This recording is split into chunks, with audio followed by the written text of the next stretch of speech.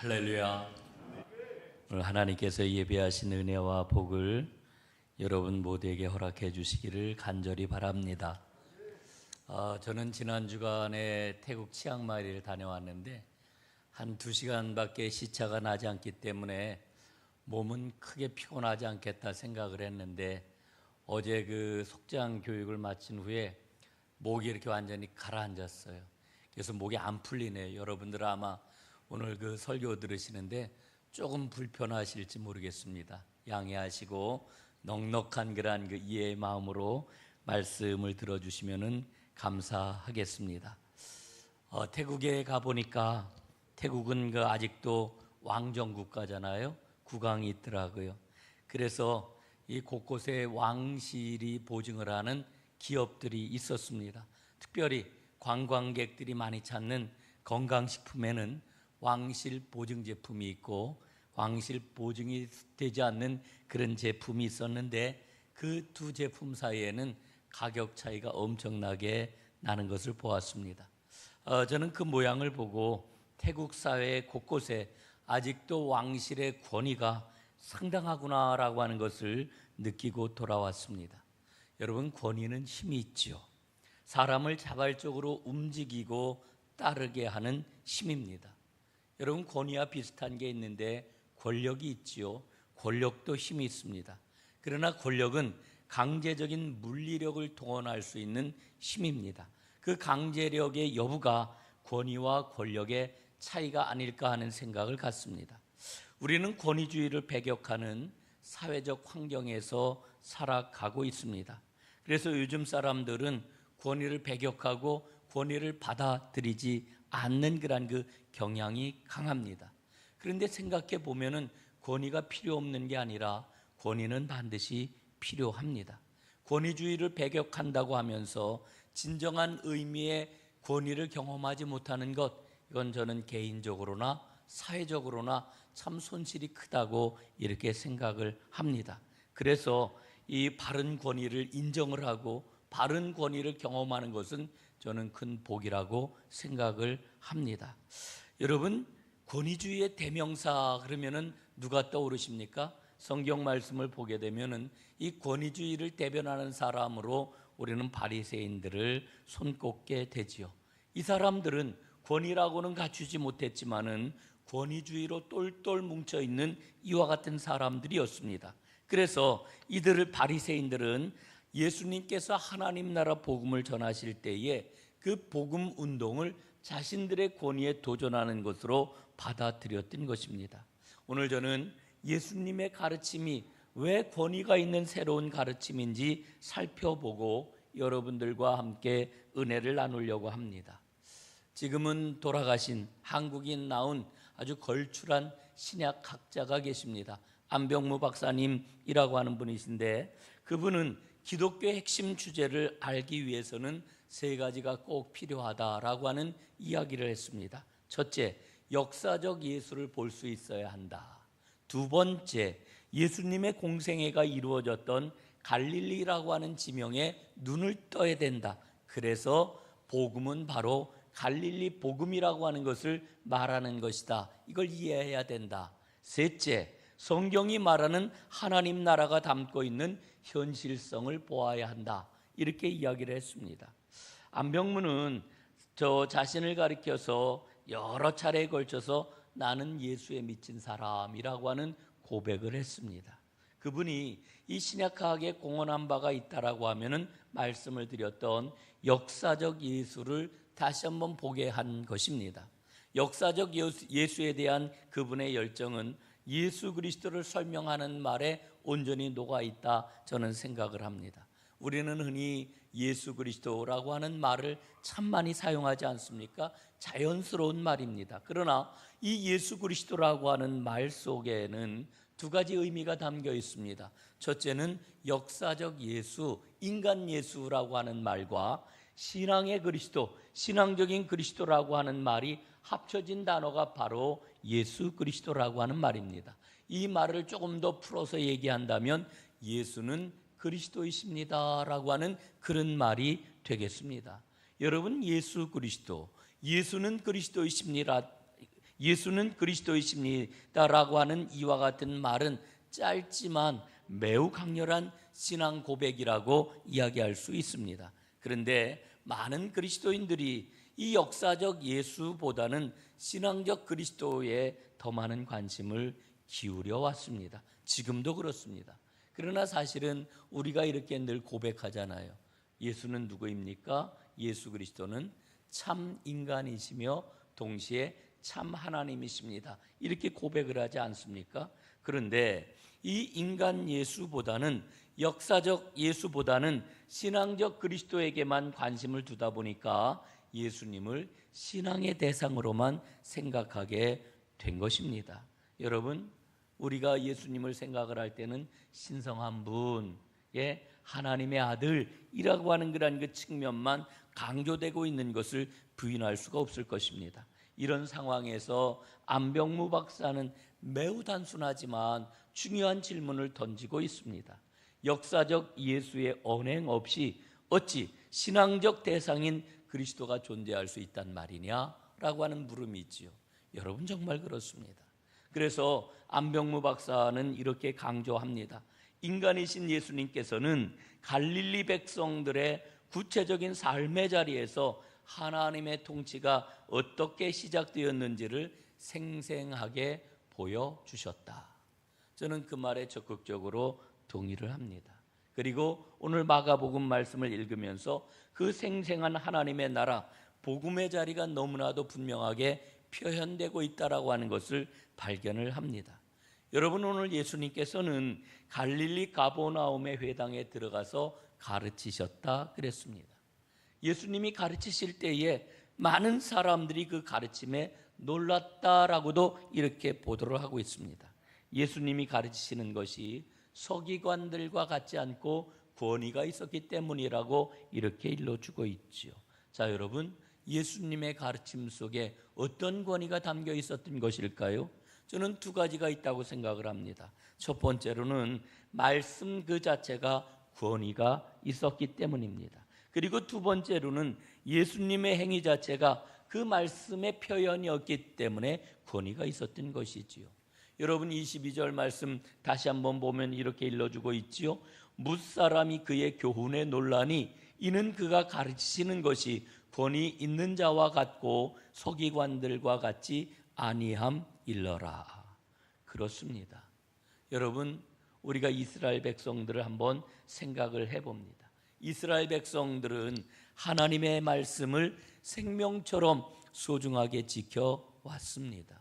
또한 가르침을 받았지요. 그런데 랍비나 서기관들은 이 하나님의 말씀을 왜곡했고 잘못 가르치고 잘못 해석해 왔습니다. 이를테면은 마태복음 5장 21절에 보면은 이와 같은 말씀이 나오지요.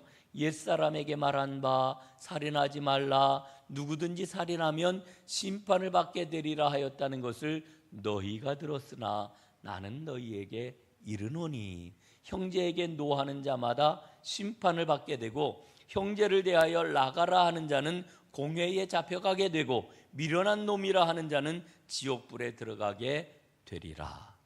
이렇게 일러주고 있습니다. 자, 여러분, 서기관들이 하나님의 말씀, 그 율법을 가르쳤습니다. 살인하지 말아라, 살인하지 말아라.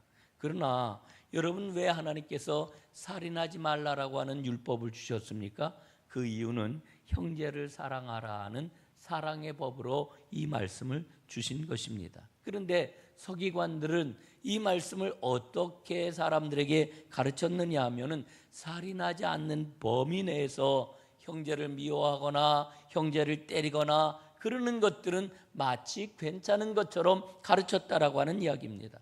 여러분, 살인하지 말라라고 하는 율법 조항을 어기지 않았으니까 형제에게 화를 내는 건 괜찮다는 이야기입니까? 형제에게 분노하고 형제에게 욕을 해도 괜찮다는 그런 그 이야기입니까? 그렇지 않습니다. 예수님께서는 분명히 말씀을 하시기를 이와 같은 사람도 반드시 심판을 받게 될 것이라고 이렇게 일러주십니다. 여러분, 예수님 당시의 서기관들, 유대교 지도자들은 오늘날로 표현을 하면은 늘 하나님을 입에 달고 다니는 사람들이었습니다. 그저 건들기만 하면은 하나님, 하나님, 하나님이 줄줄줄줄 나오는 이와 같은 사람들이었습니다. 그러나 그들의 삶의 내용을 보면 겉으로는 진짜 하나님을 경외하는 사람들처럼 보이는데, 그러나 그 안에는 어떻습니까? 인간적인 이기심과 욕심과 온갖 술수가 가득한 삶의 모습을 그대로 보여주었던 그런 사람들이지요. 이들을 통하여서 우리는 하나님을 느낄 수가 없는 겁니다. 하나님의 마음을 볼 수가 없는 겁니다. 이를 가리켜 종교적인 가르침이라고 이렇게 이야기를 하죠. 이들에게는 종교적인 가르침만 가득했습니다. 이런 이들 앞에서 예수님께서는 율법의 근본 정신이 무엇인지를 밝혀주고 있는 거지요. 하나님께서 율법을 주신 그 마음을 따라서 살아가는 것이 옳은 길이라고 하는 것을 예수님은 말씀을 하고 있는 것입니다. 여러분, 예수님은 마태복음 5장 17절에서 뭐라고 일러주십니까? 내가 율법이나 선지자를 폐하러 온 줄로 생각하지 말아라. 폐하러 온 것이 아니요 완전하게 하려 함이라, 이렇게 말씀을 하십니다. 여러분, 예수님은 율법을 완전하게 하시려고, 율법을 완성하시려고 이 땅에 오셨습니다. 여러분, 어떻게 예수님이 율법을 완성하실 수 있습니까? 그것은 바로 예수님 자체가 말씀이시기 때문에 그렇습니다. 말씀의 의미를 가장 바르게 드러내고 그리고 주신 율법을 완성하실 수 있기 때문에 그렇습니다. 이게 바로 예수님이 가지신 권위입니다. 여러분, 예수님의 실천 행위를 한번 보십시오. 그 실천은 바로 말씀의 표현이었던 것입니다. 요한 1서 1장 1절 말씀을 보게 되면은 우리는 놀라운 그러한 그 표현을 만나게 됩니다. 놀라운 말씀은 이런 거예요. 태초부터 있는 생명의 말씀에 관하여는 우리가 들은 바요, 눈으로 본 바요, 자세히 보고 우리의 손으로 만진 바라. 여러분, 말씀을 들었고 보고 그리고 만진 바가 되었다고 사도 요한은 이야기하고 있습니다. 너무너무 놀랍고 흥미로운 표현이 아닐 수가 없습니다. 여러분, 사도 요한은 말씀 자체이신 예수님을 보지 않았습니까? 예수님을 만나지 않았습니까? 그 말씀을 듣지 않았습니까? 그 말씀을 만지지 않았습니까? 3년 동안 예수님과 동고동락했기 때문에 이와 같은 표현이 가능했던 거지요. 요한의 증언을 좀 더 들어보면은 이렇게도 말씀을 합니다. 요한복음 1장 1절과 14절 말씀입니다. 태초에 말씀이 계시니라, 이 말씀이 하나님과 함께 계셨으니 이 말씀은 곧 하나님이시니라. 14절, 말씀이 육신이 되어 우리 가운데 거하심에 우리가 그의 영광을 보니 아버지의 독생자의 영광이요 은혜와 진리가 충만하더라 말씀을 합니다. 여러분, 태초부터 계셨던 말씀 바로 예수님이십니다. 그 말씀이 이 땅에 오셨고 그 오신 그 예수님을 보았고 들었고 만졌다, 이렇게 일러주고 있는 거지요. 여러분, 저는 이 말씀을 읽으면서 그런 마음이 들었습니다.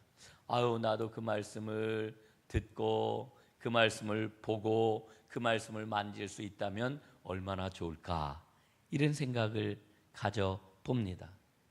여러분도 그럴 수 있기를 바랍니다. 그런데 그 길이 우리에게 열려 있습니다. 예수님께서는 서로 섬기라 하시는 말씀을 주시면서 제자들의 발을 손수 씻겨 주셨지요. 6월절 마지막 만찬을 나누시던 자리에서 예수님이 자리에서 일어나셨습니다. 그리고 겉옷을 벗으셨습니다.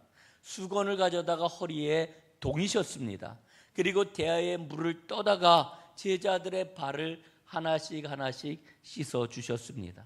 제자들의 발을 다 씻겨 주신 다음에는 다시 옷을 입으시고 말씀을 하시지요. 뭐라고 말씀하십니까? 요한복음 13장 14절 15절입니다. 내가 주와 선생이 되어 너희의 발을 씻었으니 너희도 서로 발을 씻어주는 것이 옳으니라. 여러분, 이 말씀 잘 보세요. 예수님이 옳다라고 말씀 띄워주세요. 옳다라고 이렇게 표현하는 말씀을 띄워주세요. 옳다라고 표현하는 그런 그 말씀이 여러분 복음서에 잘 안 나와요. 근데 예수님이 뭐를 옳다고 그러셔요? 너희가 서로 발을 씻어주는 것, 섬기는 게 옳다, 이렇게 말씀을 하셔요. 여러분, 오늘 저는 조금 좀 비약해서 좀 말씀을 드리려고 그래요. 우리는 옳고 그름에 대한 판단을 얼마나 분명하게 하는지 몰라요.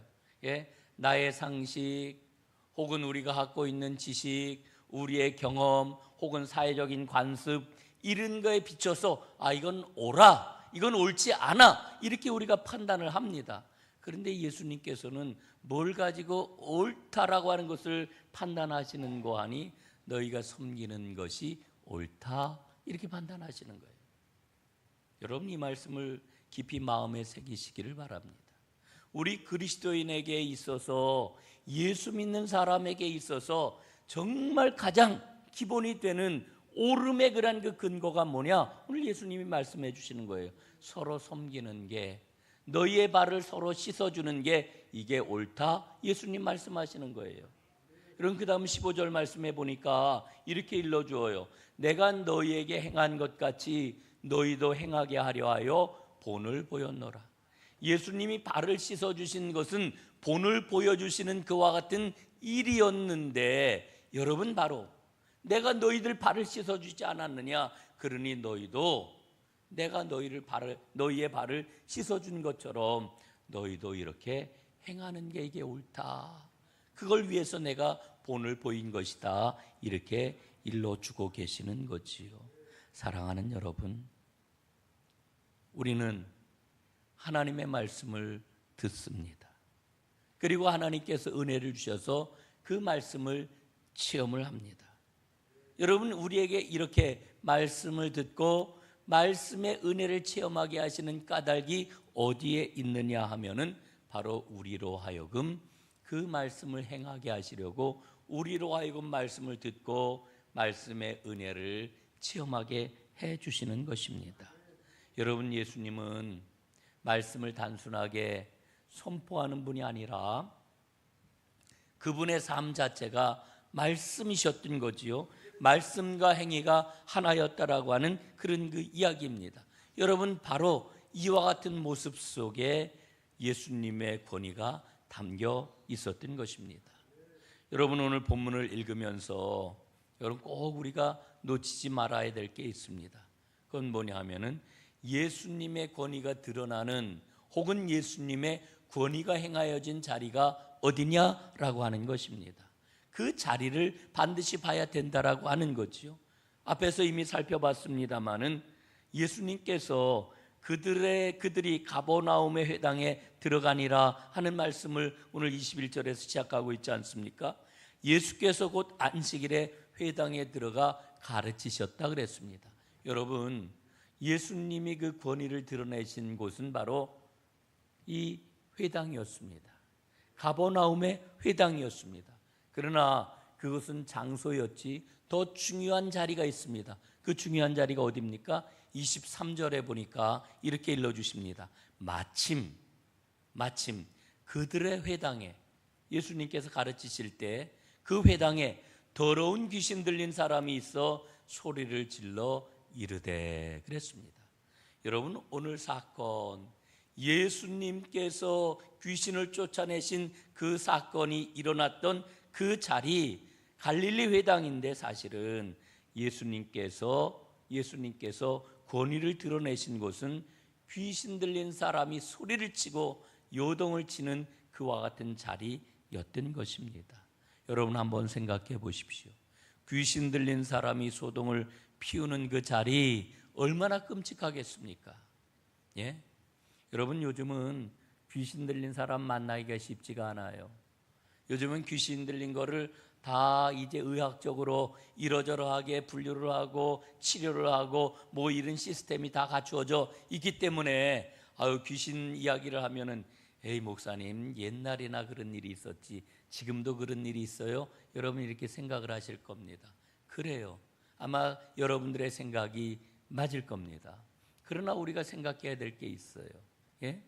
여러분, 예수님 당시에 그 귀신 들림은 삶을 무너뜨리는 엄청나고도 고통스러운 그러한 그 삶의 현장이었다라고 하는 거죠. 제가 자라난 곳은 시골 장터였는데요, 가끔씩 장날이 되거나 이럴 때 귀신 들린 사람이 나타나곤 했어요. 제 어릴 적 기억에 의하면은 어떤 한 여인이 귀신이 들렸는데 얼마나 온 그 장터를 뒤집어 놓았는지 그 사람의 요동치는 그 모습에 모든 사람들이 다 무서워서 벌벌 떨었습니다. 마침내 그 여인을 결박해가지고, 그리고 어느 가게 비슷한 이 유리창이 있는 그 집 안에 이 테이블에다가 손을 묶어가지고 꼼짝 못하게 이렇게 묶어놨던 그런 그 기억이 나요. 사람들이 툭 둘러서가지고 다 구경을 했지요. 그러나 얼마나 두려움 가운데 떨었는지 모릅니다. 여러분, 지금은 그런 일이 없지요. 그러나 예수님 당시 혹은 지금으로부터 5, 60년 전만 해도 그 일은 일상이었어요. 얼마나 삶을 무너뜨리는 그와 같은 현장이었는지 몰라요. 그러나 여러분, 더 중요한 게 있습니다. 그 귀신 들린 자가 오늘날 없다고요? 여러분, 귀신이 들어오게 되면은 한 사람의 인격을 완전히 정복하지요. 그 사람을 다스리지요. 명령을 내리지요. 여러분, 이와 같은 그러한 그 권세에 대해서 성경은 뭐라고 이야기를 하는 거 아니? 공중에 권세 잡은 자라고 이렇게 이야기를 합니다. 여러분, 오늘날의 귀신은요, 옛날의 그 모습을 하고 있는 게 아니라 다른 형태로 우리를 정복하고 우리에게 명령을 내리고 우리를 다스리고 있습니다. 귀신 들린 그 현장의 모습이 다를 뿐이지, 여러분, 귀신은 오늘날도 역사하고 있다라고 하는 것을 우리가 잊어서는 안 됩니다. 이게 바로 예수님의 권위가 나타났던 자리입니다. 두 번째 자리가 있는데 그것은 바로 시몬의 장모가 열병으로 누워있는 이와 같은 자리였습니다. 29절과 30절에 보니까 시몬과 안드레의 집으로 들어가시니 시몬의 장모가 열병으로 누워있는지라. 여러분, 예수님께서는 바로 이와 같은 자리에서 놀라운 주님의 역사를 이루어 주셨습니다. 질병이 찾아오게 되면은 인간의 삶은 무너지지요. 무너진다라고 하는 말은 일상이 사라진다라고 하는 이야기입니다. 여러분, 병이 찾아왔을 때 그 병을 치료할 수 있고 관리할 수 있으면 그건 괜찮아요. 그러나 치료하지 못하고 관리하지 못하면 일상은 완전히 무너져 버리는 겁니다. 어디론가 일상이 다 사라져 버리는 겁니다. 여러분, 거기 어떤 일상이 들어가 있을 자리가 있겠어요. 그런데 예수님께서는 귀신을 권위로 제압하시고 귀신을 쫓아내셨던 것처럼 여인의 손을 붙잡아 일으키시면서 권위로 그 질병을 고쳐주십니다. 귀신 들린 사람이나 질병에 걸린 사람이나 우리 주님께서 온전히 회복시켜 주시는 거지요. 예수님은 고통받는 사람들의 그 아픔과 괴로움의 자리에서 당신의 권위를 드러내고 계십니다. 그 권위로 사람들을 하나님 나라에 합당한 사람으로 회복시켜 주시는 겁니다. 여러분, 오늘 본문 말씀을 읽으면서 어느 말씀에 여러분의 시선이 고정이 되고 있는지. 어떤 사람들은 그런 이야기를 해요. 귀신이 예수님을 알아보았네, 혹은 귀신이 쫓겨났네, 혹은 여인의 병을 예수님이 고쳐주셨네, 여기에 주목을 하고 그 이야기를 합니다. 그래서 열광을 하기도 합니다. 그러나 그보다 정말 중요한 게 있습니다. 그게 뭘까요? 오늘 마지막 31절에 나와 있는 말씀입니다. 병이 나은 여인이 섬겼다라고 하는 그와 같은 말씀이지요. 이 섬김이 너무너무 중요합니다. 너무너무 중요합니다. 여러분, 마가복음을 우리가 쭉 읽어 내려가면은 갈릴리에서부터 예수님을 따랐던 여인들의 이야기가 바탕에 깔려 있습니다. 이 여인들은 예수님의 십자가 죽음에까지 따라갔고 마침내 부활의 자리에 있었던 이와 같은 여인들입니다. 그런데 이 여인들에 따르면은 반드시 뭐가 있었습니까? 섬김이 있었다라고 하는 거죠. 오늘 이 고침받은 여인의 섬김도 여인들의 모범을 지금 증언하는 그 내용 가운데 하나라고 하는 것입니다. 여러분, 고침받은 시몬의 장모, 그 여인의 섬김이 얼만큼 중요하냐, 그 내용을 잠깐 좀 살펴보도록 하겠습니다. 예? 이 여인의 섬김은 천사들이 하는 일이었습니다. 천사들이 하는 일. 이게 무슨 얘기일까? 여러분, 1장 마가복음 1장 13절에 보면 이렇게 기록이 되어 있어요. 광야에서 40일을 계시면서 사탄에게 시험을 받으시며 들짐승과 함께 계시니 천사들이 수종 들더라. 예수님이 40일 동안 광야에서 시험 받으실 때 천사들이 예수님께 수종 들었다는 거예요. 수종 들었다라고 하는 말이 섬겼다라고 하는 말입니다. 이 여인이 했던 일은 천사들이 했던 그와 같은 일입니다. 두 번째, 이 여인이 섬겼던 이 섬김은 예수님 자신이 하시는 일을 보여주는 섬김입니다. 마가복음 10장 45절에 이런 말씀이 나오지요. 인자가 온 것은 섬김을 받으려 함이 아니라 도리어 섬기려 하고 자기 목숨을 많은 사람의 대속물로 주려 함이니라. 예수님이 왜 오셨다고요? 섬기려고 오셨대요. 섬김을 통해 많은 사람을 구속하시려고 오셨대요. 그 섬김이 바로 오늘 이 여인이 보여주는 섬김이에요. 세 번째, 이 여인의 섬김은 제자들이 해야 하는 일이 무엇인지를 알려주는 섬김입니다. 10장 43절에 보니까 이렇게 기록되어 있어요. 너희 중에 누구든지 크고자 하는 자는 너희를 섬기는 자가 되어야 하리라. 아멘이신가요? 제가 오늘 이 목소리가 잘 안 나와가지고 제가 지금 무슨 말을 하는지 지금 막 그냥 감이 막 이상해요. 자, 여러분들 실제로 여러분 섬기는 이 말씀 앞에 아멘하기가 쉽지가 않아요. 섬김이 쉬워요? 어렵습니다. 섬기는 일은 귀찮은 일이고요. 막 손해보는 것 같고요. 예? 시간도 그렇고 나의 에너지도 그렇고 열정도 그렇고 너무너무 아깝다는 그런 생각이 많이 들 거예요. 제가 꽤 오래전에 춘천에서 목회하고 있는 허태수 목사님이 계신데 그분이 나하고 연배가 좀 비슷해요. 예? 그래서 이분하고 그 UMC 선교국에 초청을 받고 이제 그 프로그램을 함께하기 위해서 그 한 보름 정도를 같이 지냈는데 나이가 하여간 그 저하고 그분이 그 그룹이 이제 젊은 그룹들이 갔기 때문에 나이가 그래도 적지 않은 그런 그 나이였는데 이분이 하여간 무슨 상황을 만나거나 어떤 일을 하거나 이럴 때만 되면은 그냥 즉각 일어나 가지고 열심히 손을 걷어붙이고 막 섬기고 나누고 막 이런 일을 아주 솔선수범해서 하더라고요. 사실은 그분을 내가 잘 모르고 그때 가서 처음 만났던 건데 그래서 제가 속으로 감탄을 했어요. 야, 저 허 목사님 참 보통 분이 아니네. 어쩌면 저렇게 잘 섬길 수가 있을까?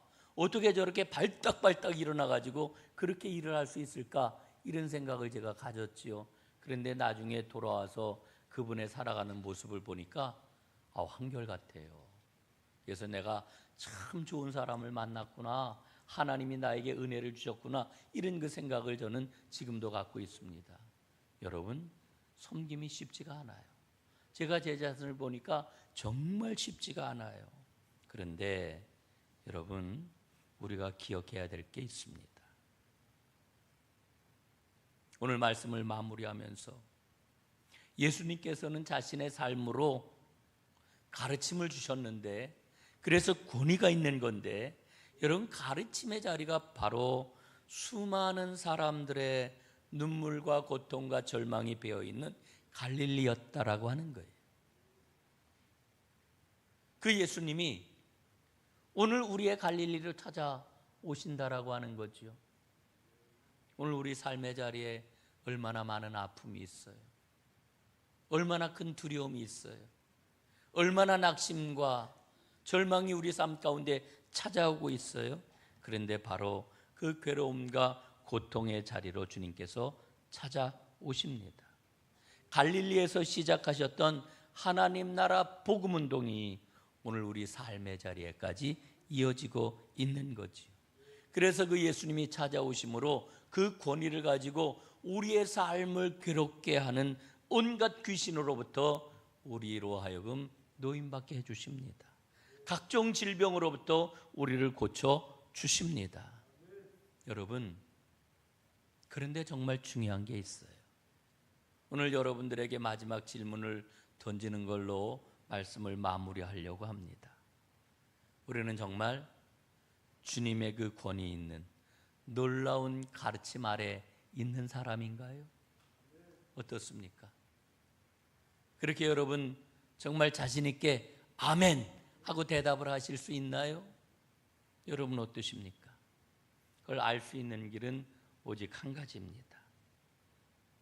이 여인이 주님께 고침받고 즉각적으로 일어나 섬김의 모습을 보여줬던 것처럼 내가 섬김의 삶을 살아가고 있는지, 그걸로 내가 주님의 권위 있는 새로운 가르침 아래 있는 사람인지 아닌지 판별이 된다라고 하는 거지요.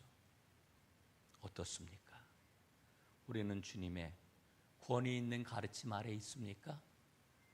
꼭 그럴 수 있기를 주님의 이름으로 축원합니다. 기도하겠습니다. 하나님 아버지 고맙습니다. 예수님의 새로운 가르침이 권위 있는 가르침이라고 했습니다. 주님께서 찾아오셔서 우리의 삶을 새롭게 하시고 우리의 삶을 고쳐주시고 우리를 괴롭게 하는 귀신들을 쫓아내시는 하나님의 놀라운 은혜를 우리가 맛보았는데, 그 권위 있는 가르침 아래 우리의 인생이 펼쳐지기를 간절히 원합니다. 섬김을 통하여 언제나 주님의 권위 있는 가르침 아래 있는 복을 누리게 하여 주시옵소서. 예수님 이름으로 기도드리옵나이다. 아멘.